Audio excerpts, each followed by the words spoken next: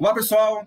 Estamos aqui com mais um episódio do EMA Podcast, o podcast do Laboratório de Estudos do Monitoramento Ambiental da Universidade Federal de Goiás. E hoje trouxemos aqui uma convidada que é arquiteta e urbanista, a professora Carla Emanuela, que vai trazer aí um olhar, né, uma visão um pouco diferente do que a gente vem tratando nos últimos episódios. Mas antes, já agradeço a presença mais uma vez do professor Hugo, que está aqui mais uma vez no nosso suporte, nosso membro fixo aqui da nossa bancada virtual. Bom dia, professor Hugo, tudo bem? Bom dia, Wellington, tudo bem? Bom dia a todos que nos ouvem, né?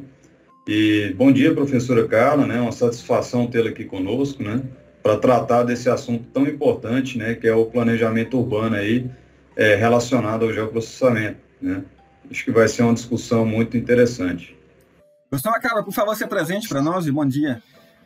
Bom dia, professor Wellington, bom dia, professor Hugo. É uma alegria imensa estar aqui conversando com vocês, tem um tema, né, super atual, super bacana, né, e um tema que movimenta, assim, e faz parte das nossas novas dinâmicas e tendências da sociedade contemporânea.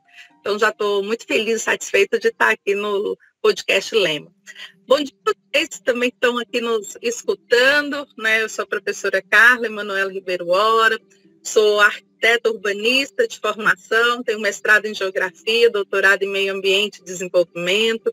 Sou professora aqui na Universidade Federal de Goiás, né, lotada aqui na Escola de Engenharia Civil e Ambiental. Desenvolvo diferentes pesquisas, né, minhas pesquisas dialogam com um campo bastante interdisciplinar, porque eu estudo a dinâmica da relação campo-cidade, mas também tenho estudado bastante as interferências antrópicas sobre o meio urbano, né, sobre os territórios urbanos de uma forma geral, com destaque, né, para essas mudanças em áreas rurais metropolitanas. E também tenho, né, sempre me interessado, né, o Hugo e o Wellington, vocês sempre estão vendo aí, de alguma forma, a discussão sobre o lugar das mulheres, né? Então, cidades feministas, a igualdade de gênero, que também é uma demanda das sociedades contemporâneas, inclusive faz parte, né, de um dos objetivos do desenvolvimento sustentável aí da ONU, ODS 5.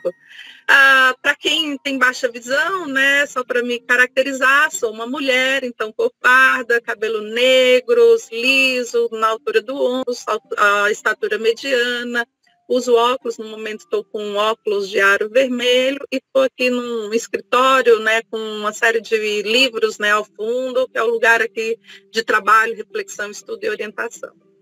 Legal, né? A primeira convidada que se importa com a acessibilidade de nossos. Olha só, olha, a gente já percebe que a professora Carla tem uma visão diferenciada das coisas. Professora Carla, quando falamos de geoprocessamento, a gente consegue enxergar aí vários avanços tecnológicos, né? Hoje você tem um GPS integrado no seu smartphone, então você consegue se locomover, se movimentar pela cidade. O GPS te leva por trajetos mais curtos ou por trajetos com menos engarrafamentos, te ajuda a encontrar diversos pontos de interesse e prestação de serviços.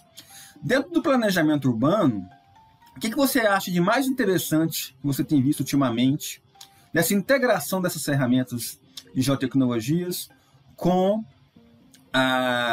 o planejamento urbano de maneira geral? O uso das geotecnologias no planejamento urbano, eu diria que ela praticamente revolucionou como a gente pensa as cidades do ponto de vista desse exercício, né?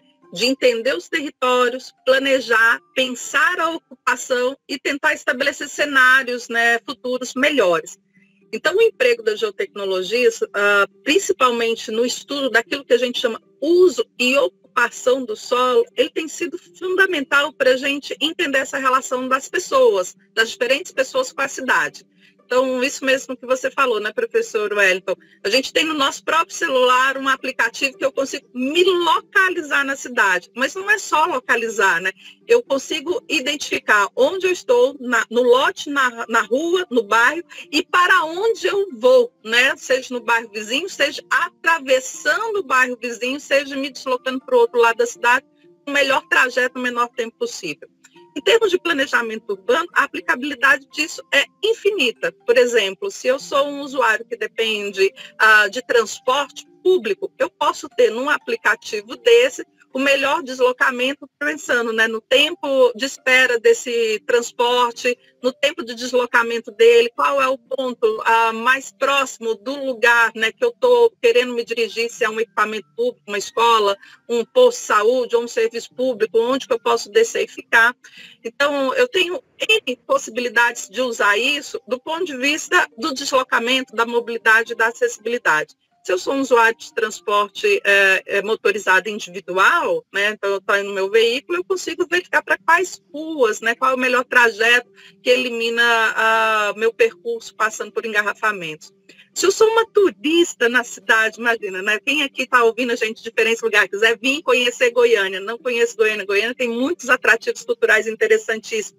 Quero ir na Praça Cívica, então, que é o nosso centro cultural, né, nosso marco, né, da arquitetura Art Deco, modernista, do período da construção da cidade, né, que foi a década de 30, vai chegar no aeroporto. Então, ele pode se localizar, né, não só no translado, usando um transporte por aplicativo, usando um transporte público, usando um transporte individual.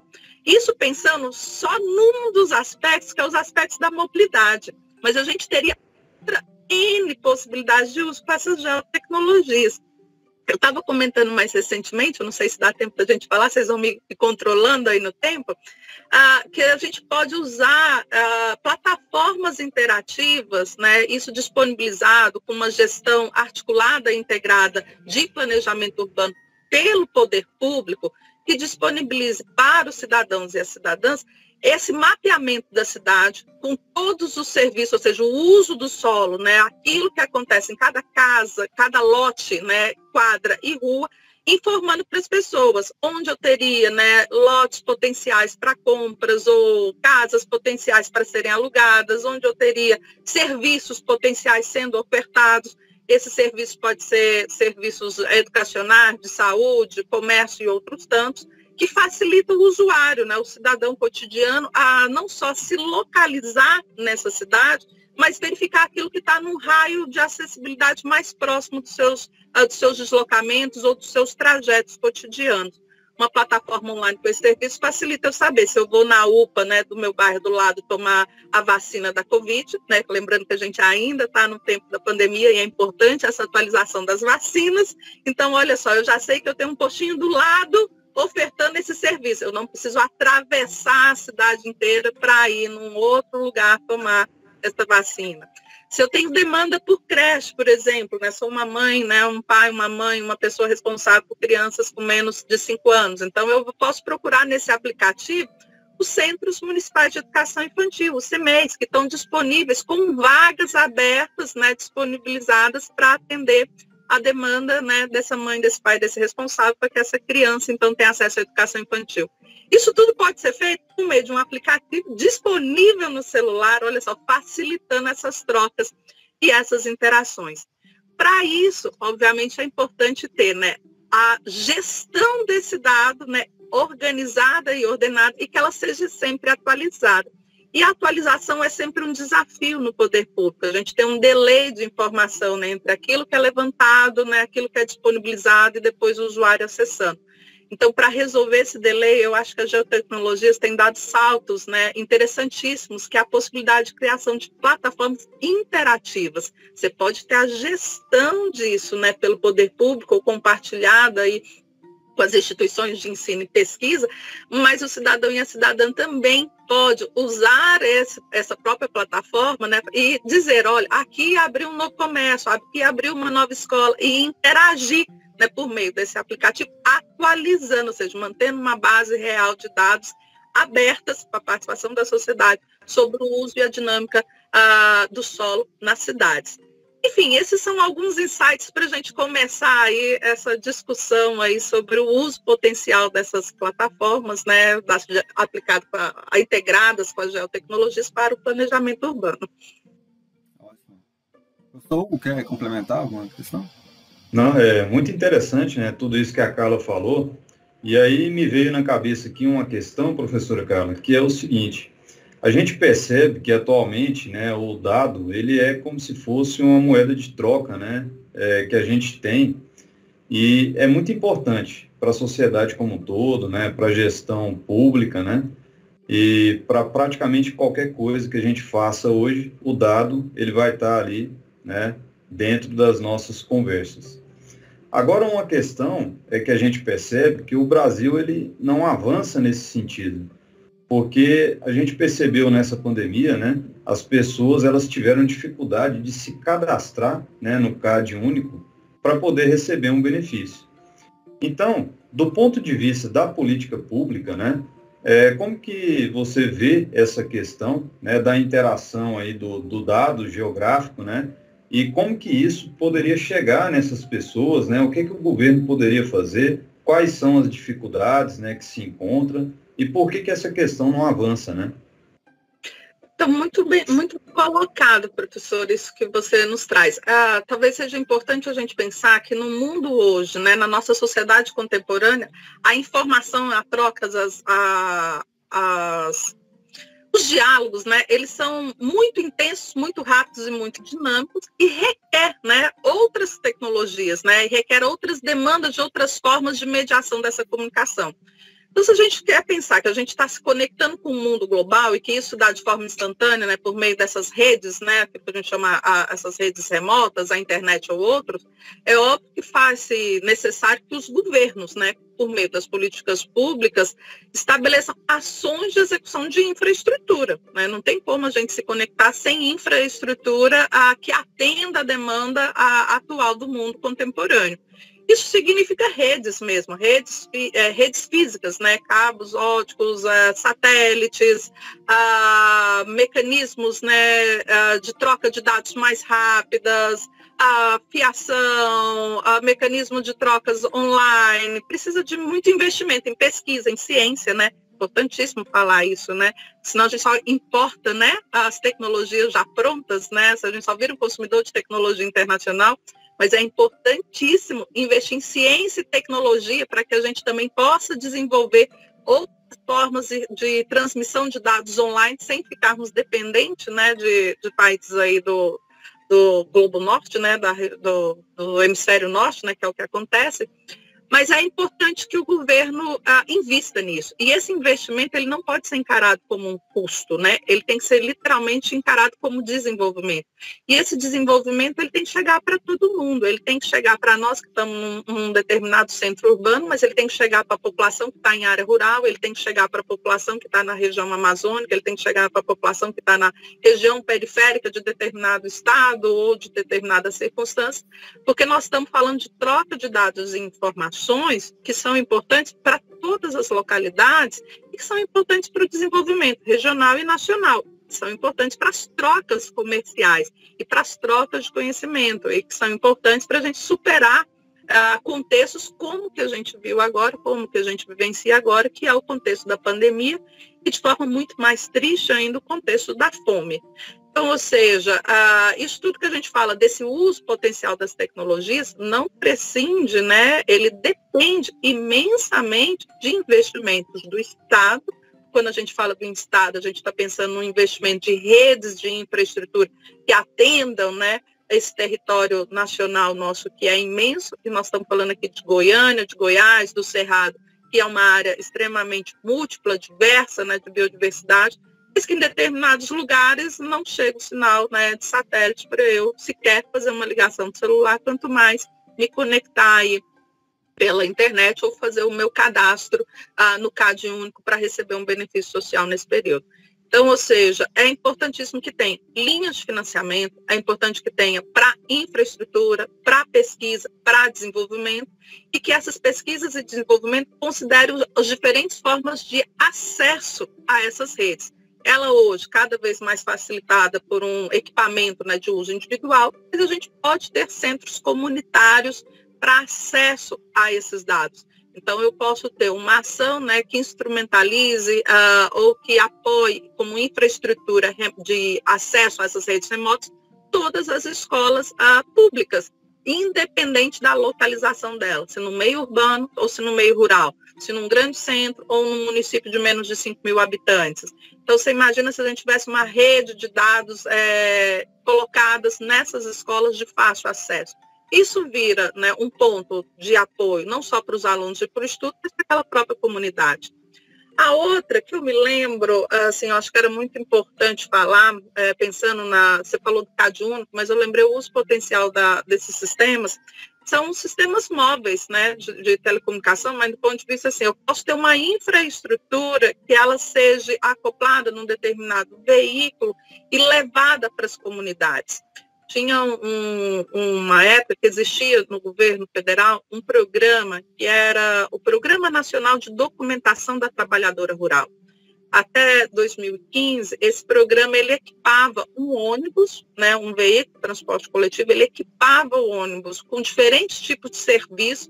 Então, tinha lá diferentes órgãos do governo participando daquela atividade. Para esse ônibus se deslocava para o interior, para comunidades rurais, e ele emitia certidão de nascimento, ele emitia RG, ele emitia a carteira de trabalho, ele orientava as mulheres a participarem, a integrarem ou acessarem algum documento de assistência social, isso tudo de forma móvel, se deslocando.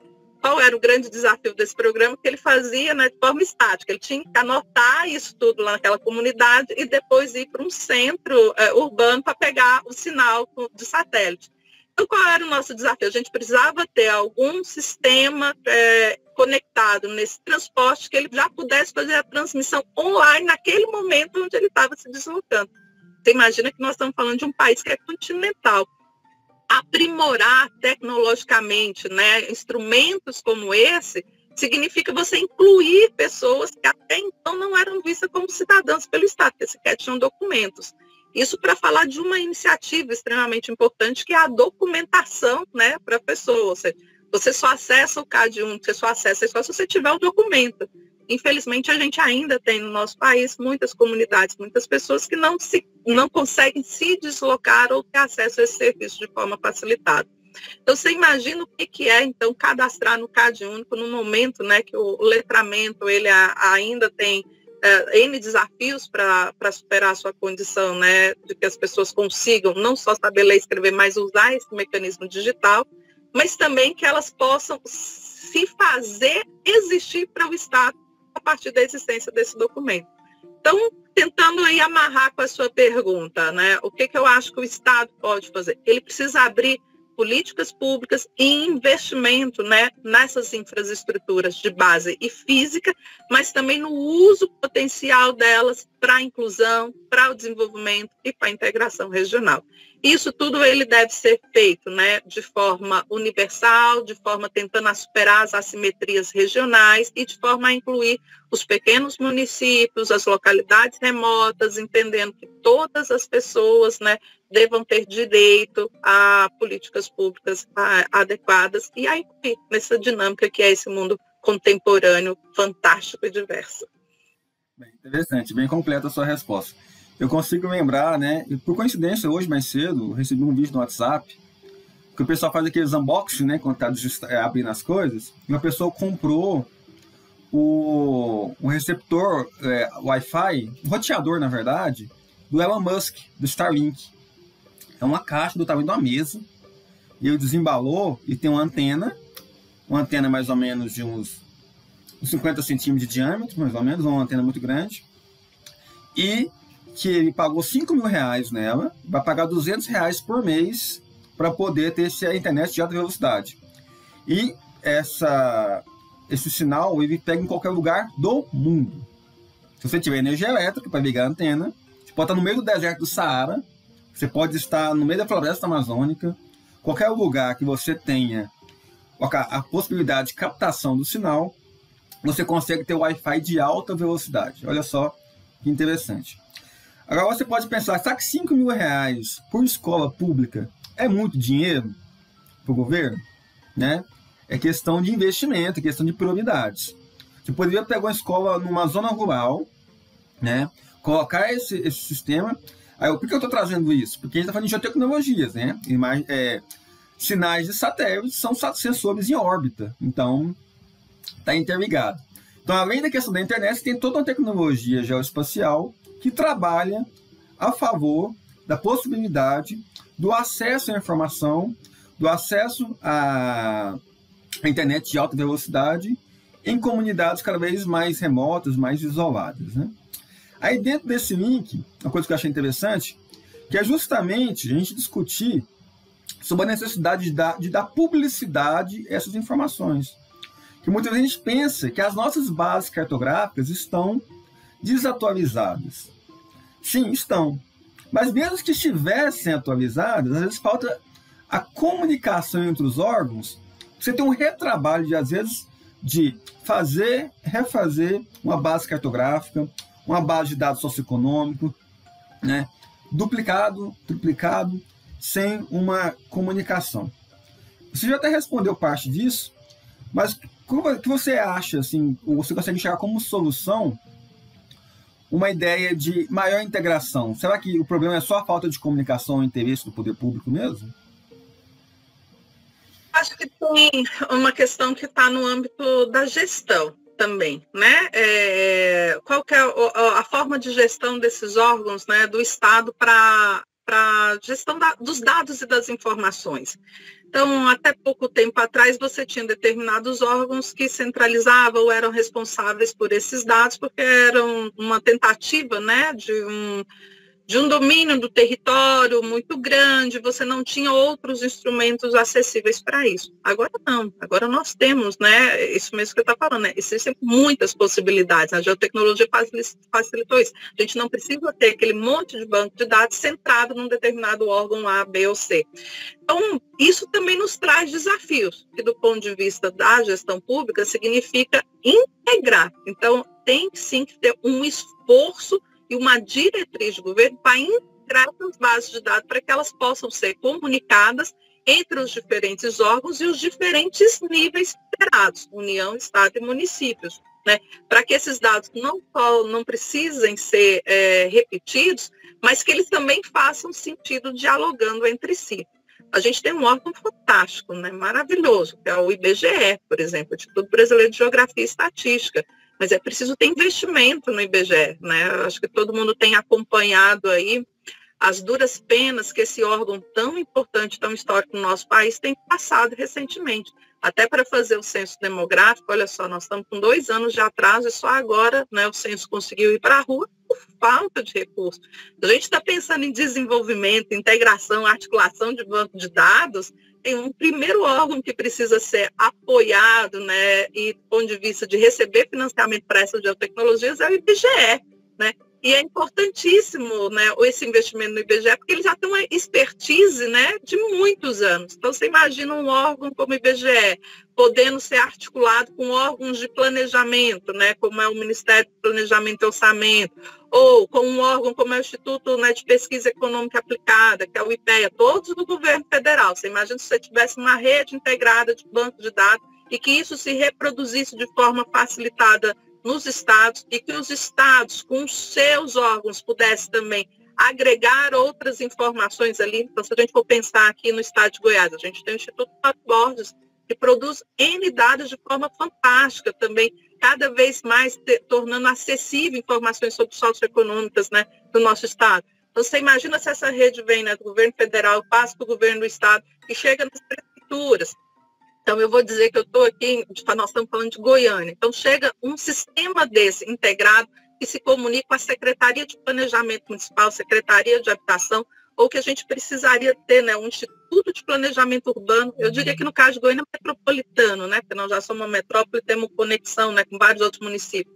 Então, se você tivesse, né, uma rede de informação de banco de dados com um Instituto Metropolitano, onde essas bases cartográficas são articuladas e integradas, esses códigos, né, são definidos, né, de forma coerentes e integrada. Então, se a gente vai usar o mesmo código para a indicação dos municípios, a mesma informação para a delimitação das bacias, o mesmo critério para entendimento das áreas de risco, isso tudo geoespacializado e de fácil manuseio de tempo online, Isso dá uma economia para o Estado, dá uma economia tremenda para o Estado. Em nível federal, o governo vai saber, né, de forma mais coerente e correta, quais são os prédios ou áreas públicas que poderiam ser retomadas ou que estão em desuso ou que estão subutilizadas.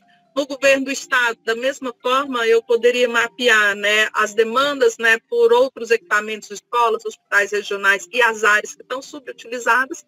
E no município, imagina, eu consigo mapear pontos de risco, as áreas de risco, eu consigo ter as áreas, né, que são passíveis de alagamento e inundação, tudo num sistema que ele não está centralizado num único órgão, mas que ele está integrado e articulado e disponível para vários órgãos. Isso possibilita N políticas públicas, né? Seja as políticas de contingência e risco, seja política de planejamento urbano, seja políticas educacionais, seja políticas de reforma agrária, de agricultura urbana, de educação, de N possibilidades. Mas isso não é só comunicação. Óbvio que tem um quesito comunicação. Isso não é só integração. Óbvio que tem um quesito integração. Mas também é preciso ter vontade política.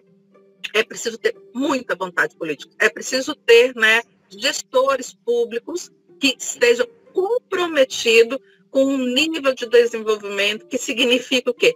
Ter produção de dados e dados abertos que ajudem a gente a planejar o cotidiano das pessoas, das empresas, né, da vida real cotidiana, como ela é, em prol da qualidade de vida. Então, em prol, por exemplo, né, de enfrentar os desmatamentos, as queimadas, né? Isso poderia ser feito. A gente tem aqui, eu não falei, mas o INPE, né, o Instituto Nacional de Pesquisa nosso, e outros vários órgãos de pesquisa que, nesse momento, estão sendo sucateados. A gente mal consegue comprar um computador nas nossas universidades federais. E permita, né, falar um pouquinho da nossa caixinha aqui, nesse campo aí das tecnologias. Para a gente comprar um computador, a gente tem feito vaquinha e tirar dinheiro do nosso bolso, né, para fazer isso. Imagina.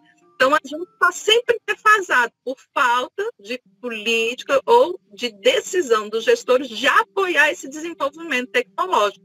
Como é que eu vou rodar esses equipamentos? Então, você falou aí, né, de um equipamento que custa R$5.000. R$5.000 é nada, se a gente for pensar aí nesse orçamento, não sei se eu posso falar isso, né, mas nesse orçamento secreto que ninguém sabe para onde foi o dinheiro, né? É um absurdo, não tem transparência. Então, se a gente tira isso que está escondido e investe nas escolas, investe nas pesquisas, um computador mais ou menos hoje para a gente fazer uma boa pesquisa, né, que rode esses bancos de dados, como a gente está sempre comprando, olha, tecnologia internacional para chegar até que a gente está pagando royalties, a gente precisa de um notebook mais ou menos custando R$10.000. Se a gente tivesse desenvolvimento nacional que possibilitasse a gente desenvolver nós mesmos essas tecnologias, talvez esse computador fosse mais acessível para nós, né? Porque a gente deixaria de pagar royalties, né, desse conhecimento que vem de fora.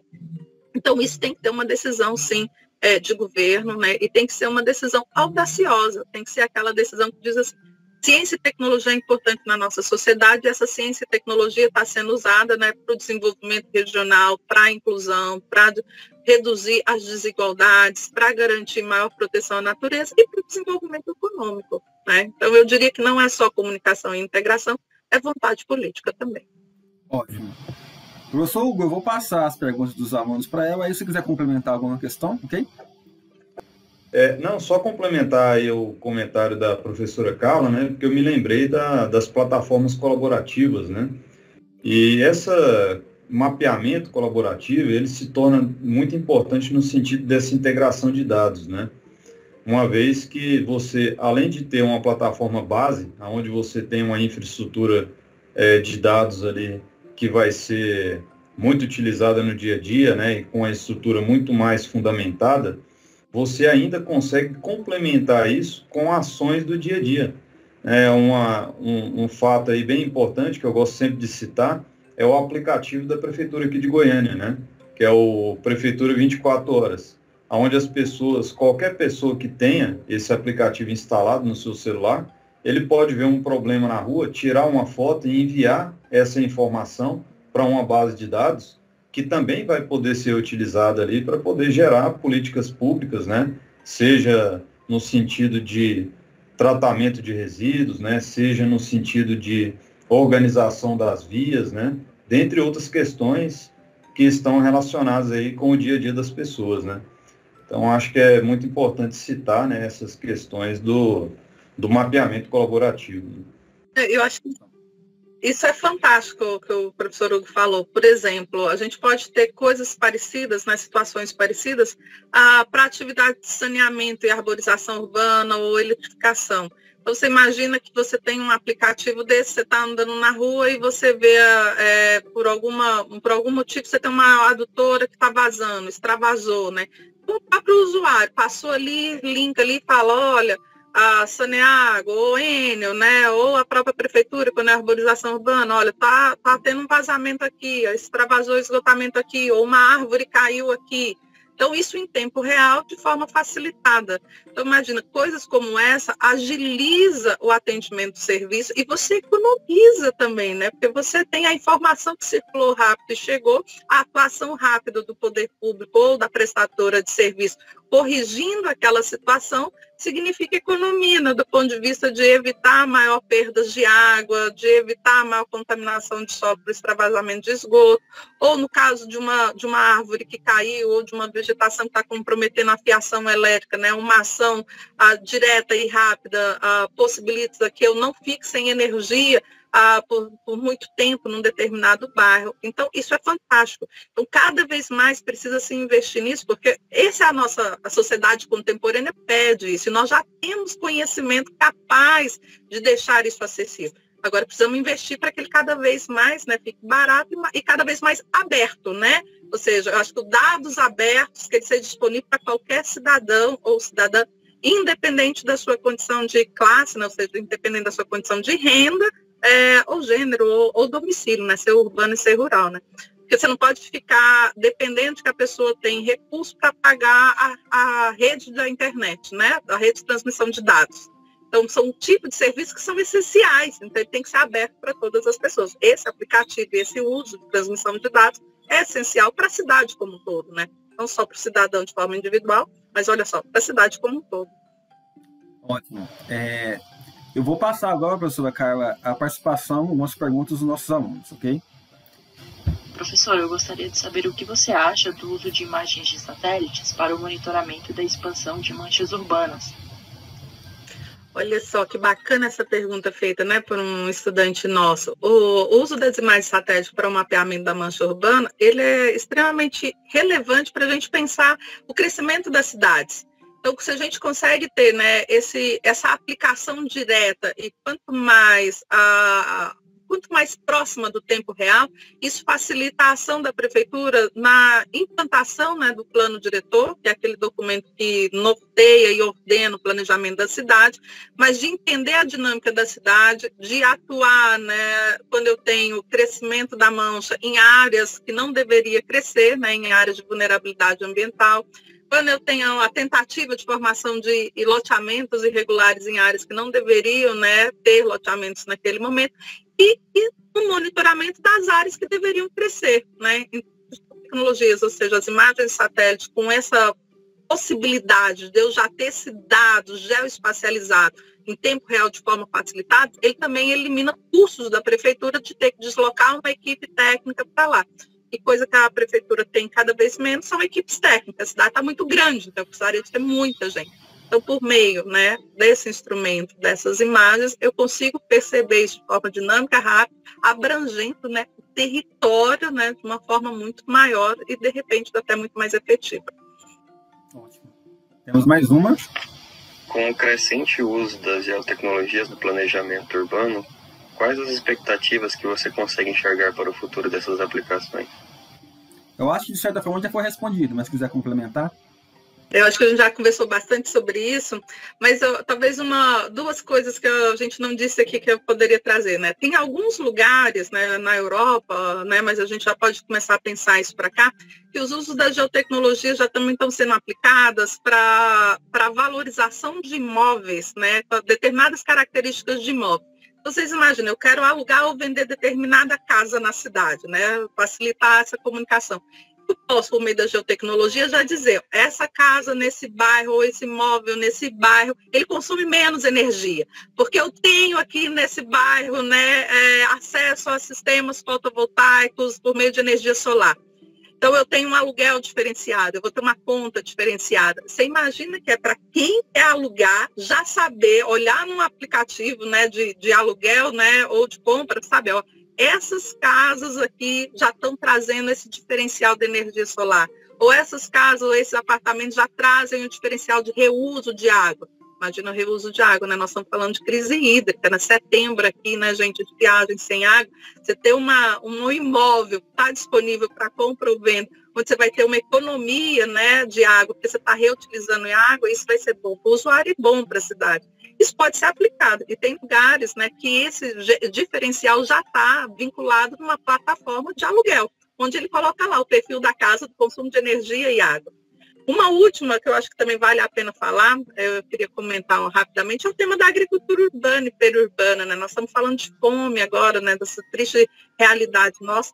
Então, vocês imaginam se eu tenho nessa plataforma, né, gerenciada pela prefeitura, o mapeamento dos pontos, né, de entrega, de produção de agricultura urbana. O que é a agricultura urbana? Aquela atividade de plantio de hortifruti, de hortaliças, né? Mais hortaliças, em pequenos lotes pequenos, quintais pequenos. Eu estou falando quintal pequeno, estou falando 500 metros quadrados, 200, 1.000 metros quadrados, quando muito 2.000 metros quadrados, que é possível desenvolver dentro da cidade. Então, você imagina você ter mapeado isso dentro da cidade e essa venda direta desse produtor com o consumidor, né, barateando os custos, né, para quem está comprando, porque é uma compra direta, então você tem uma intermediação direta. Utilizando essa área, você traz benefícios para a cidade e você se localiza. Olha, eu moro aqui em tal bairro, eu sei que ali 3 quadras abaixo tem alguém desenvolvendo agricultura urbana, vou lá comprar.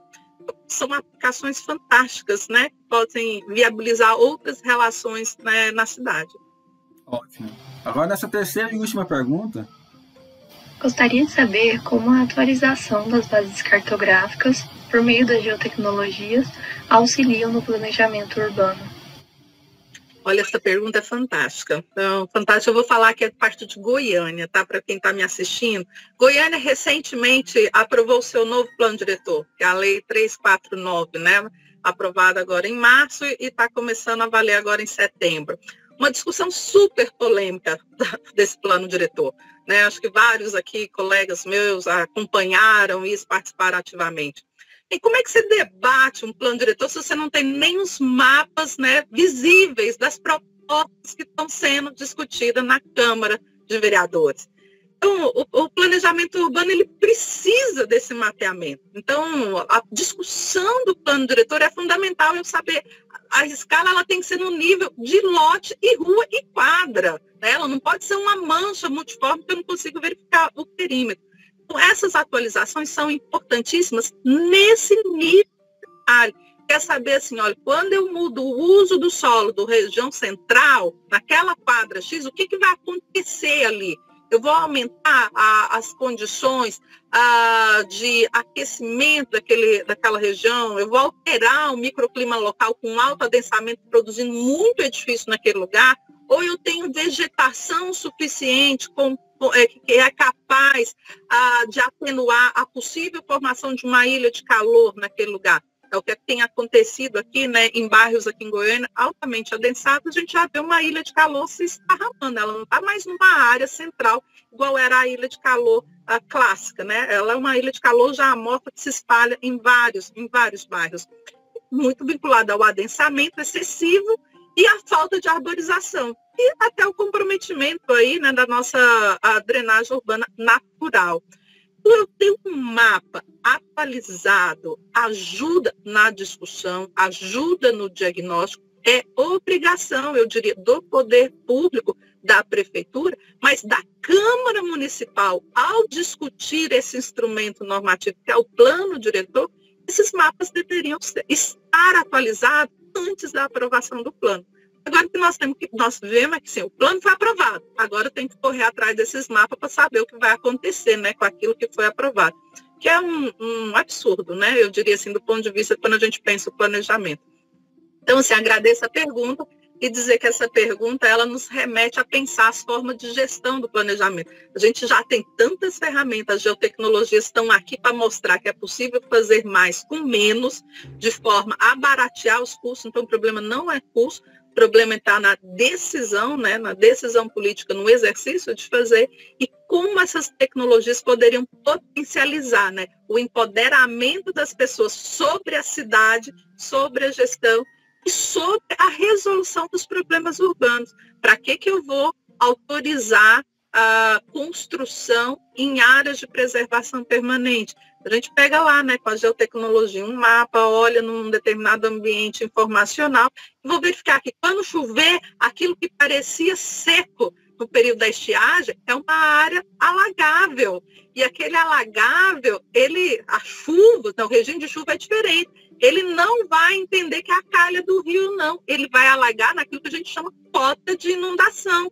Então, seria o mais lógico que o plano diretor cesse essa cota de inundação para que as pessoas não comprassem um imóvel achando que poderia construir ali e ter qualidade de vida, porque na época da chuva vai ter uma área comprometida. Sem esses mapas atualizados, as pessoas ficam sem as informações adequadas para tomar as decisões corretas sobre a sua vida e a sua qualidade de vida, que é individual no seu lote, mas que ela é coletiva, porque envolve a rua, a quadra, o bairro, a região, a cidade como um todo, a região metropolitana. Olha só como eu tenho um efeito dominó aqui muito grande. Ótimo. Só que a gente poderia ficar falando sobre esse tema por horas e horas aqui, porque realmente é algo muito interessante, algo que dá para destrinchar e fazer várias ligações. O tema aqui é o uso de geotecnologias no planejamento urbano, mas a gente consegue ver que o assunto vai se expandindo para outras esferas, política, de gestão e tudo mais. Então, a gente poderia falar por horas e horas aqui. Mas nosso tempo aqui já está se esgotando. Gostaria de passar, então, para as considerações finais. Professor, quer fazer algum comentário? Não, acho que é só colocar aí, né, que esse assunto ele é de extrema importância, né, não só para a academia, mas para todas as pessoas, né, todos os cidadãos que estão nos ouvindo, eles vão perceber que tudo está relacionado, né? A informação geográfica, as geotecnologias, a prefeitura, o estado, o governo, né, a esfera federal, tudo isso está interligado. Então, quando a gente fala aqui em dados, né, geográficos, em geoprocessamento, em geotecnologias, eu acho que de um episódio para o outro, as pessoas começam a perceber que essas coisas estão relacionadas, né? E o tanto que isso é importante e afeta a vida de cada um. Então, eu queria só deixar essa mensagem, agradecer a professora Carla, né? Eu acho que ela fez uma exposição aí excelente, né? E esclareceu muita coisa aí para muitas pessoas, né? Ótimo. Professora Carla, pode ser suas considerações?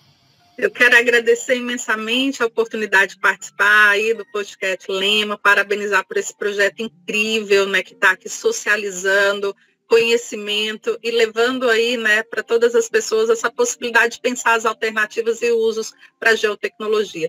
Teria muita coisa mais para a gente falar, né, sobre o uso potencial da geotecnologia, mas, enfim, vai ficar aí depois para outros episódios de vocês.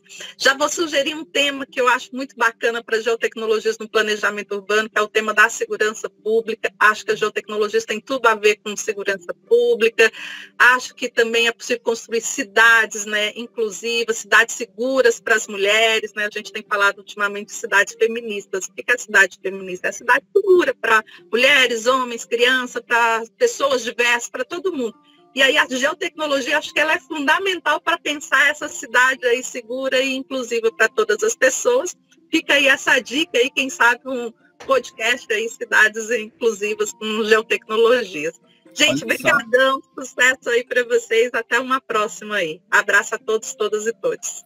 Agradeço mais uma vez, Carla. Ótimo tema, ótima sugestão. E você pode ter certeza que você já fica o convite para você participar de outros episódios com a gente. Tchau, tchau, pessoal. Até o próximo episódio. Até mais, até o próximo.